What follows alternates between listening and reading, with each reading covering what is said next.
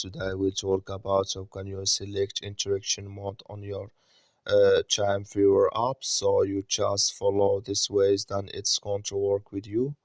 So all you have to do, so you just go here, you go above this sign, click on it here.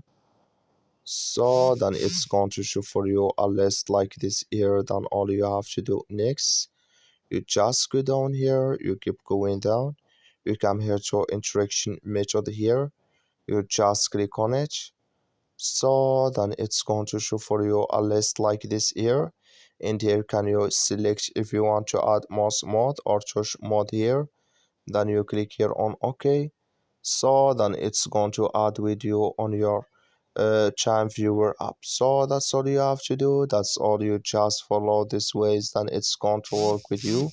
Thank you for your watching. Don't forget to support us by liking and subscribe.